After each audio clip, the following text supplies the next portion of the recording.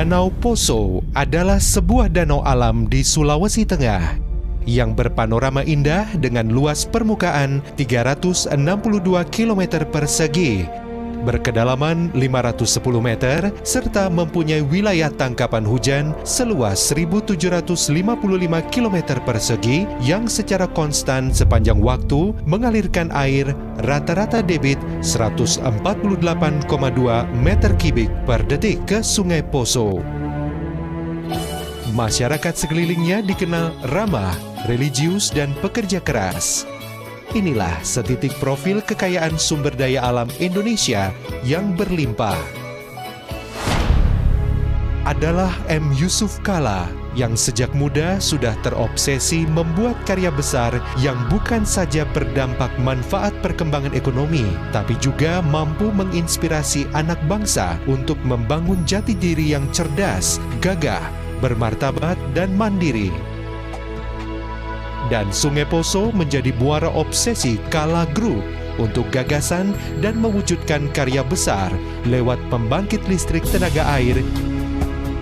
Dirintis sejak September tahun 2004 dan memperoleh izin Bupati bulan November tahun 2004 dan pelaksanaan pembangunannya dimulai bulan April tahun 2005. Gagasan besar dan karya besar pastinya juga berhadapan dengan tantangan yang besar juga. Antara lain, langkanya ketersediaan tenaga ahli yang berpengalaman dalam pembangunan proyek PLTA besar dan modern yang siap pakai untuk mewujudkan karya besar ini. Keterbatasan tenaga ahli berpengalaman di bidang PLTA tak menjadikan langkah menjadi surut. Haji Ahmad Kalla selaku pelopor dan pimpinan memutuskan langkah cepat dan berani. Tenaga-tenaga muda lulusan berbagai universitas di Indonesia dihimpun dan digembleng dengan kuliah kerja nyata di lapangan secara langsung oleh dosen-dosen ahli dari Universitas Kanada, dari Jepang, India, dan Cina. Masalah besar belum selesai. Ternyata kondisi geologis lokasi PLTA Poso dianggap sebagai yang terburuk di dunia. Karena pada umumnya, lokasi PLTA dibangun di atas tanah batu yang sangat keras dan stabil, tidak sebagaimana yang ada di Sulewana Poso. Tanahnya lembek dan mudah bergerak, terutama di saat hujan. Beberapa kali terjadi longsor di lokasi proyek. Namun hal ini justru menjadikan para ahli di PLTA Poso memutar otak dan tertantang mencari solusi dari kondisi tersebut. Hasilnya, sebagaimana pesan dari penggagas, kita mampu dan bisa. Sebuah perjalanan yang panjang dan melelahkan diwarnai aroma keringat dan air mata, tetapi semangat dan integritas tak pernah pudar. Tantangan demi tantangan jadi pembelajaran yang bukan saja menambah ilmu dan pengalaman, tapi juga makin mendewasakan dan menguatkan. Problem miringnya powerhouse yang memprihatinkan menjadikan frustrasi, menguras energi, waktu, tenaga, dan biaya yang tidak sedikit.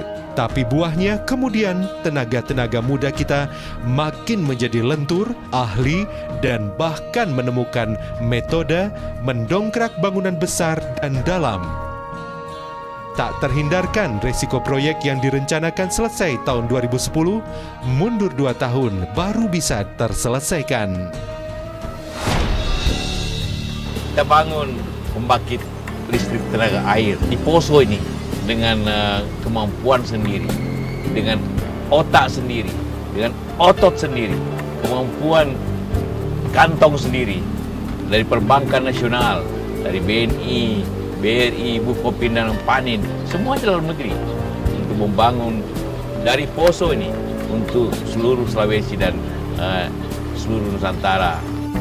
Kami dari Kalla mempersembahkan kekuatan energi dari alam ini untuk pembangunan daerah dengan sepenuh hati, dengan suatu kekuatan dari dalam bangsa ini.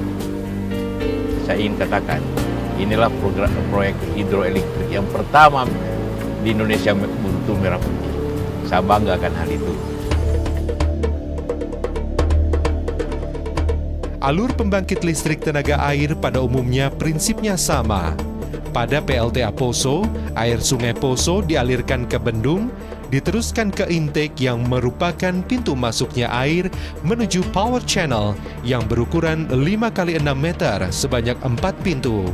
Air yang masuk ke power channel mengalami pengendapan sedimen, partikel-partikel dan lumpur diendapkan sehingga air yang kemudian masuk ke head pond jadi bersih. Setelah mengalir lewat head pond, air menuju penstock. Fungsi penstock menaikkan kecepatan air agar mempunyai tenaga kinetik yang besar. Penstock PLTA Poso berjumlah 3 line dengan panjang 930 meter dan berdiameter 3,6 meter. Dari pipa pesat penstock ini, air mengalir menuju main inlet valve yang terdapat di powerhouse, tempat dibangkitkannya energi listrik dari tenaga air yang mendorong rotor generator yang berisi kutub-kutub magnet menjadi berputar. Sejak gagasan sampai pelaksanaan, proyek PLTA Poso syarat dengan tekad kemandirian.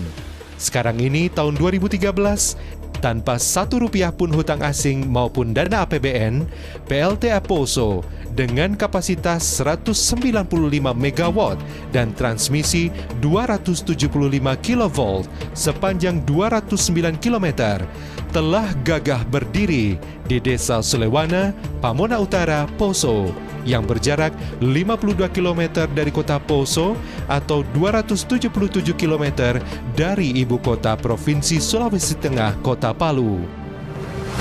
Pada saat beban puncak, pelaksanaan proyek mampu menyerap 1.600 tenaga kerja yang 60% terdiri dari putra-putra daerah setempat. Sulawesi sebagai pusat pertumbuhan di wilayah timur Indonesia tentunya akan memacu perkembangan yang lebih baik. Bukan saja merangsang pertumbuhan investasi di berbagai bidang, tak kalah pentingnya sebagaimana spirit penggagas proyek PLTA Poso juga dialamatkan pada kecerahan dan pencerahan bagi rakyat yang ada di desa-desa pedalaman, pesisir-pesisir pantai, dan di gang-gang kecil perkotaan.